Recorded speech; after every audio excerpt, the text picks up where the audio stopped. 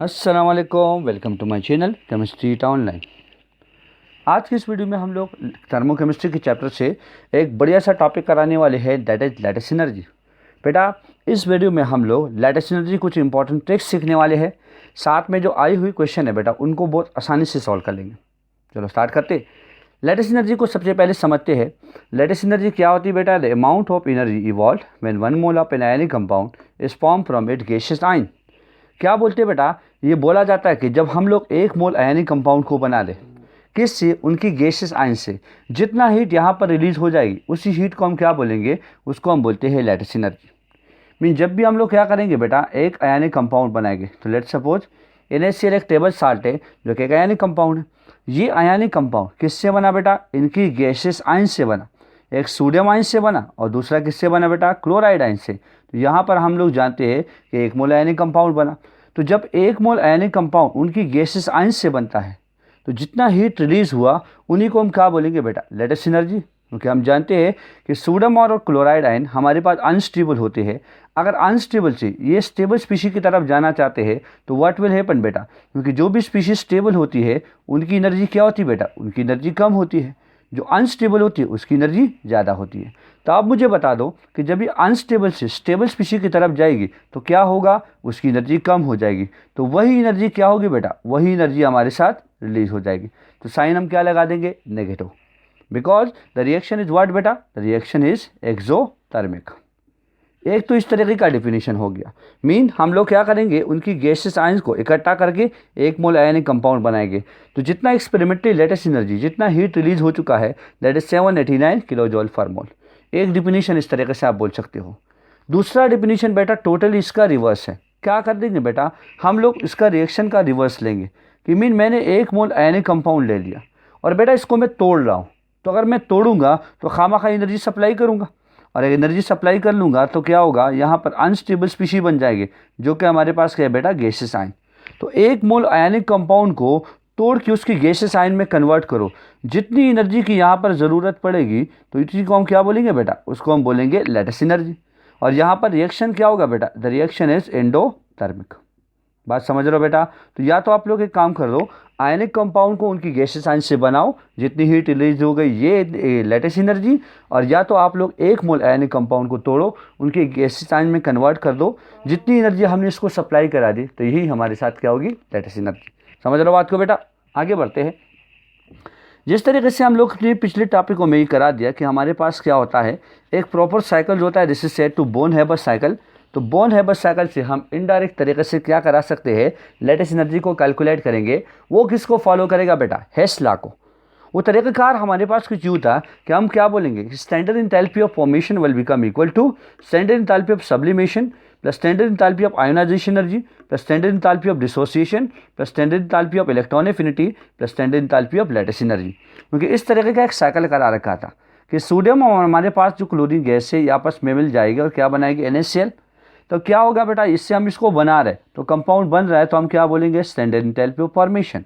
ये तो हमारे पास एक ही स्टेप में हो गया। अब क्या करते हैं बेटा? मल्टी स्टेप की बात करा देते हैं। तो मल्टी स्टेप में क्या होगा बेटा? अब यहाँ पर आप देख सकते हो कि हमारे पास क्या होगा? सोडियम सॉलिड है तो सॉलिड से गैस में बदलाएंगे। तो ये हमारे पास हो गया स्टैंडर्ड इंथैल्पी ऑफ सब्लिमेशन। ठीक है। अब क्या करेंगे बेटा? इससे एक इलेक्ट्रॉन को निकाल लेंगे। तो इलेक्ट्रॉन निकालने के लिए हम क्या बोलेंगे? कि जितनी एनर्जी की ज़रूरत पड़ी इलेक्ट्रॉन को निकालने के लिए, वही एनर्जी आयोनाइजेशन एनर्जी। तो हम क्या बोलेंगे? Standard enthalpy of ionisation energy. ठीक है। अब आगे देखते बेटा, ये हमारे पास किस स्टेट में होगी? गैस स्टेट में। अब मुझे बता दूं कि यहाँ पर तो हमें एक क्लोरीन की ज़रूरत है। तो क्या करेंगे? सबसे पहले इसका बॉन्ड तोड़ देंगे, तो एटॉमिक फॉर्म में कन्वर्ट कर देंगे। और यहाँ पर हम इसके लिए क्या बोलेंगे? Standard enthalpy of dissociation energy. क्या होगा फिर? ये क्लोरीन इसी इलेक्ट्रॉन को गेन कर लेगा जो कि सोडियम ने लॉस कर रखा था, तो Cl माइनस गैस बन जाएगा। और यहाँ पर हम क्या बोलेंगे? इसके लिए जो जितनी एनर्जी रिलीज हो गई, that is standard enthalpy of what? Electron affinity. अब मुझे बताओ बेटा, दोनों हमारे पास गैसेस आयन बन गए। अब क्या होगा? इन्हीं गैसेस आयन से हम क्या कर दे? 1 मोल आयनिक कंपाउंड को बनाए।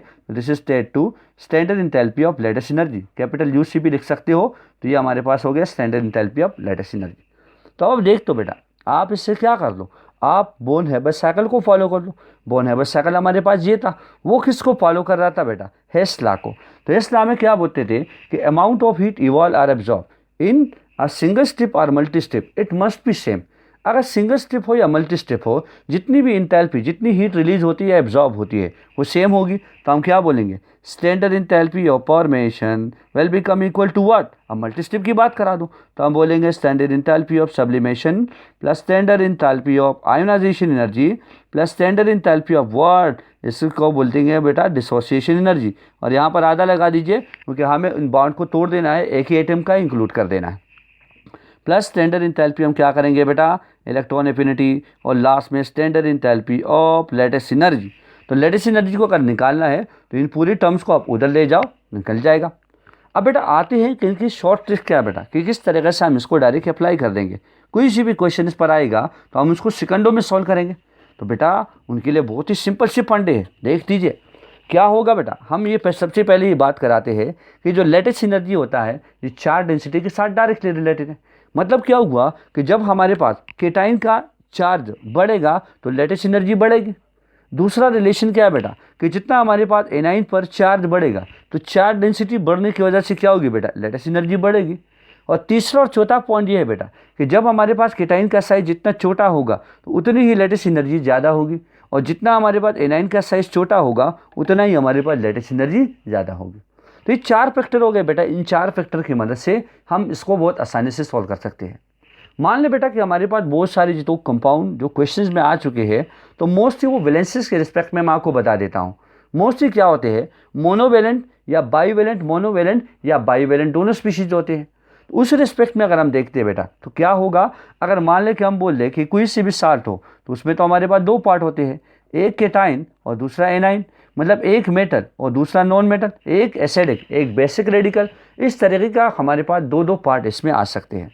अब लेटेस्ट एनर्जी को किस तरीके से हम बोलेंगे, तो हम बोलेंगे कि हमारे पास जो मोस्ट यूनिवैलेंट होते हैं, जो दोनों स्पीशीज यूनिवैलेंट हो, उनकी लेटेस्ट एनर्जी कम होगी एज़ कम्पेयर टू वर्ड बेटा कि हमारे पास एक ऐसी स्पीशी आ जाए जो हमारे पास यूनिवैलेंट हो और दूसरा क्या हो बेटा, बाईवैलेंट हो। बात समझ रहे हो बेटा, यूनिवैलेंट और बाईवैलेंट हो। तो ना ये तो हमारे पास हो गया क्या, इनकी लेटेस्ट एनर्जी थोड़ी सी बढ़ जाएगी। और एक ऐसा कंपाउंड जिसमें हमारे पास दोनों मेटल्स और नॉन मेटल वो दोनों बाईवैलेंट्स हो तो उनकी लेटेस्ट एनर्जी सबसे ज़्यादा होगी। तो सिंपल तरीका इसका ये हो गया कि यूनी का हमारे पास लेटेस्ट एनर्जी कम होगी, देन यूनी बाई का बढ़ेगी और बाई का सबसे बढ़ेगी। अगर हमारे पास मान ले कि कुछ ट्राइवेलेंट कंपाउंड आ गए तो ट्राइवेलेंट स्पीशीज़ की लेटेस्ट एनर्जी और भी बढ़ जाएगी। समझ रहे हो बात को बेटा। अब आते हैं इस पर हम लोग क्वेश्चन को सॉल्व कर लें। क्वेश्चन जो हम लोग को दे रखा है, पहला क्वेश्चन है ईटा 2014 का क्वेश्चन है। इसमें कहते हैं कि which is not use in calculated latest energy of crystalline solid. तो कहते हैं कि latest energy of crystalline solid मतलब इन 4 ऑप्शन में ऐसा कौन सा ऑप्शन है जिसको हम उनकी कैलकुलेशन में इस्तेमाल नहीं करा सकते। तो देख तो बेटा, अगर हम क्रिस्टलाइन सॉलिड की बात कर रहे हैं और यहाँ लेटेस्ट एनर्जी की बात कर रहे हैं तो ज़रूरन ये बात हमारे पास होनी चाहिए कि कंपाउंड हमारे पास क्या होगा बेटा, आयनिक कंपाउंड। इस आयनिक कंपाउंड के लिए हम क्या करेंगे बेटा, हम लेटेस्ट एनर्जी को कैलकुलेट करेंगे। तो आप देख सकते हो these are standard enthalpy changes. तो इंथैल्पी चेंजेस तो है, आप लोगों को मैंने अभी समझा दिया कि आप इसको कहाँ से निकाल लोगे बेटा, तो बोर्न हेबर साइकिल से। बेटा बोर्न हेबर साइकिल किसको फॉलो करेगा, तो इस इक्वेशन के रिस्पेक्ट में हम बोल देंगे कि क्या होगा, वो हिस्सा को फॉलो करेगा। तो बेटा एक ही तो ऑप्शन बचा, क्या, हेबर प्रोसेस। क्योंकि हम ये बात जानते हैं कि हेबर प्रोसेस क्या होता है, एक ऐसा प्रोसेस जिससे बड़े पैमाने से क्या बनता है बेटा, एमोनिया, जिसमें हम लोग क्या करेंगे 3 मोल हाइड्रोजन और 1 मोल नाइट्रोजन को मिला दे तो हमारे पास क्या बनता है बेटा, एमोनिया। तो हेबर प्रोसेस से बड़े पैमाने में एमोनिया बनता है और हम इसके लिए इसको कैलकुलेट नहीं करा सकते। इसको इस इक्वेशन में इस लेटेस्ट एनर्जी को कैलकुलेट कराने के लिए यूज नहीं कर सकते। तो the correct answer is what बेटा, ऑप्शन ए। अब बेटा आगे बढ़ते हैं, दूसरे क्वेश्चन को हम सॉल्व करा देते हैं। दूसरा क्वेश्चन क्या है देख लीजिए। सेकंड क्वेश्चन ये है कि select the correct statement about latest energy. Latest energy का करेक्ट स्टेटमेंट आप चुन लीजिए। तो बेटा सीधी सी बात थी, हम लोगों ने बोल के रखा था कि गैसेस आयन होगा वो एक आयनिक क्रिस्टल यानी सॉलिड में बदल जाएगा। तो यहाँ पर क्या होगा बेटा, कुछ हीट रिलीज हो जाएगी, पहला डिफिनीशन। या तो आप उसका उलट बोल दो बेटा कि आयनिक कंपाउंड को तोड़ दो कि इसमें इसकी गैसेस आयन में तो जितनी हमारे पास एनर्जी की ज़रूरत पड़ी तो यही हमारे पास लेटेस्ट एनर्जी हो गई। अब बेटा सीधी सी पॉइंट अप्लाई कर दो। तो क्या कहते हैं, अब देख लीजिए। कहते हैं कि हमें एनर्जी की ज़रूरत पड़ेगी जब गैसेस आयन को आयनिक क्रिस्टल में बदलाएंगे। तो दीज आर रॉन्ग, बिकॉज ये तो नहीं हो सकता। अब दूसरी पार्ट पर आते हैं कहते हैं कि एनर्जी रिलीज हो जाएगा जब गैसियस आयनिक क्रिस्टल में कन्वर्ट हो जाएगा। यस, ये करेक्ट है। क्यों? क्योंकि हमने बोल दिया कि हमारे पास वो क्या होगा, अनस्टेबल से वो स्टेबल फॉर्म में जाएगा, तो एनर्जी को कम करेगा, एनर्जी को रिलीज करेगा। तो यहाँ पर ये हमारे पास करेक्ट आंसर है। तीसरा भी देखते। खैर यहाँ पर कहते हैं कि आयनिक कंपाउंड में यहाँ पर क्या होगा कि कुछ एनर्जी रिलीज हो जाएगा और आयनिक क्रिस्टल गैसियस आयन में बदल जाएगा। नो, ये गलत है, क्योंकि अगर आयनिक क्रिस्टल गैसियस आयन में कन्वर्ट होगा तो इसके लिए एनर्जी की ज़रूरत पड़ेगी। यहाँ पर डेल्टा एच पॉजिटिव होना चाहिए। तो करेक्ट आंसर इज व्हाट बेटा, ऑप्शन बी, जो कि ईटा 2012 का क्वेश्चन था। अब आते बेटा आगे क्वेश्चन को सॉल्व करने के लिए। देख तो बेटा कहते हैं कि इसमें हमारे पास ऐसा कौन सा कंपाउंड है, the compound with most exothermic latest energy. 2017 का क्वेश्चन है। कहते हैं कि इनमें से हमारे पास कौन सा कंपाउंड है जिसके हाईएस्ट लेटेस्ट एनर्जी होगी। तो बेटा बहुत ही सिंपल है। कैसे? अगर हम देखते हैं CaCl2, दूसरा है पोटेशियम ऑक्साइड, तीसरा है कैल्शियम ऑक्साइड और चौथा है बेरियम क्लोराइड। हम सब ये बात जानते हैं बेटा कि ये हमारे पास कौन कौन से किस वैलेंसी से, मतलब किस ग्रुप से ताल्लुक़ रखते हैं, कितने कितने बॉन्ड बना सकते हैं। तो हम जानते हैं कि दीज आर यूनिवैलेंट, और दीज आर बाईवैलेंट। तो क्योंकि कैल्शियम हमारे साथ जो होता है वो दूसरे ग्रुप से ताल्लुक़ रखता है। इस पर जो ऑक्सीडेशन स्टेट होता है तो हम यहाँ लिखवा देंगे +2, और एक क्लोराइड पर -1, पोटेशियम पर +1 क्योंकि पहले ग्रुप से ताल्लुक़ रखता है और ऑक्सीजन पर -2, कैल्शियम पर +2, ऑक्सीजन पर -2, बेरियम पर +2 और कैल्शियम पर -1। क्योंकि अगर यहाँ पर देखा जाए बेटा तो सब के अब आप लोगों ने करना क्या है, चार्ज को देख लीजिए। सबसे ज़्यादा पास चार्ज डेंसिटी किस पर ज़्यादा है, तो हम लोगों ने तो एक सिंपल सा पंडा भी पहले बोल दिया, वही पंडा अप्लाई कर दो। क्या होगा बोलो? तो यहाँ बोलेंगे यूनी बाई, ये बोलेंगे यूनी बाई, ये बोलेंगे बाई बाई, ये बोलेंगे यूनी बाई। अब मुझे बताओ, ये यूनी बाई, ये यूनी बाई, ये यूनी बाई, और ये वाला बाई बाई निकल गया। हाँ, बाई बाई वाला जो होगा तो हुआ और भाईचारा सब मजबूत होगा, अच्छा से होगा, तो मीन इंटरेक्शन भी स्ट्रॉन्ग होगी। तो कैल्शियम ऑक्साइड की जो लेटेस्ट एनर्जी होगी वो सबसे ज़्यादा होगी। समझ रहा बात को बेटा? आगे बढ़ते हैं। नेक्स्ट क्वेश्चन हम लोगों को जो दे रखा है वो ईटा 2018 का क्वेश्चन था। उसमें कहते हैं कि latest energy use for the separation of ion in any crystal में कहते हैं कि लेटेस्ट एनर्जी हम लोग इस्तेमाल कराते हैं किसको बेटा? Separation of ion in ionic crystal. Mean हम क्या करेंगे, एक आयनिक क्रिस्टल को लेंगे और उनको हम लोग क्या करेंगे, गैसेस आयन में बदलाएंगे। तो कुछ ना कुछ हमें एनर्जी की ज़रूरत पड़ेगी, ठीक है, जिसको बोलते हैं लेटेस्ट एनर्जी। तो कहते हैं कि हमें हमारे पास कौन सा कंपाउंड है जिसकी लेटेस्ट एनर्जी सबसे ज़्यादा। तो देख लीजिए बेटा, सबसे पहला दे रखा है KCl, दूसरा दे रखा है मैग्नीशियम ऑक्साइड, तीसरा दे रखा है कैल्शियम बाइकार्बोनेट और चौथा दे रखा है बेटा लिथियम ऑक्साइड। अब देख तो बेटा क्या होगा, पोटेशियम पर +1, क्लोरीन पर -1, मैग्नीशियम पर +2, ऑक्सीजन पर -2, कैल्शियम पर +2 और बाइकार्बोनेट हम जानते हैं बेटा बाइकार्बोनेट पर -1 होता है, लिथियम पर +1 और ऑक्सीजन पर -2। अब मुझे बताओ बेटा क्या करें, वही पंडा फिर से अप्लाई कर दे। तो क्या बोलेंगे, यूनी यूनी, इसको बोलेंगे बाई बाई, इसको बोलेंगे यूनी बाई, इसको बोलेंगे यूनी बाई। तो बोलो बेटा किसका सबसे ज़्यादा होना चाहिए? तो हम बोलेंगे यूनी यूनी का सबसे कम था, देन यूनी बाई का, और सबसे ज़्यादा बाई बाई का। अब यहाँ देख तो बेटा ये यूनी यूनी, ये यूनी बाई, ये यूनी बाई और ये है बाई बाई। तो हमारे पास क्या होगा बेटा, इसका जो लेटेस्ट एनर्जी है वो सबसे ज़्यादा है। तो the correct answer is what बेटा, ऑप्शन बी। आगे बढ़ते हैं नेक्स्ट क्वेश्चन की तरफ, जो कि ईटा 2014 का क्वेश्चन है। इसमें कहते हैं इनमें से कौन सा कंपाउंड है जिसकी लेटेस्ट एनर्जी सबसे हाईएस्ट होगी। तो देख तो एक हमारे पास है NaCl, सोडियम क्लोराइड, दूसरा है मैग्नीशियम क्लोराइड और तीसरा है एल्युमिनियम क्लोराइड, और चौथे ऑप्शन में दे रखा है कि ऑल ऑफ दीज। तो चलो देखते हैं। क्लोरीन हम जानते हैं बेटा -1 -1 -1, पर हम जानते हैं sodium belong to first group तो +1, मैग्नीशियम +2 और एल्यूमिनियम +3।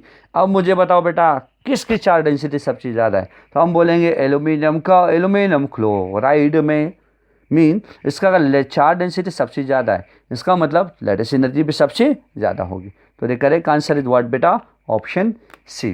तो बेटा जो भी क्वेश्चन हमारे पास आए गए जो कि कुछ थर्मोकेमिस्ट्री से लिंक दे और कुछ सॉलिड चैप्टर से लिंक दे, मैंने इकट्ठा ही करा दी, क्योंकि अगर लेटेस्ट एनर्जी आप इनकी क्वेश्चन मतलब थर्मोकेमिस्ट्री के चैप्टर वाले से कुछ निकाल ले या सॉलिड चैप्टर से निकाल ले तो आप लोग बहुत आसानी से कर पाओगे। तो उम्मीद है आप लोग को वीडियो अच्छी लगी होगी। Thank you for watching my video. अल्लाह हाफिज़।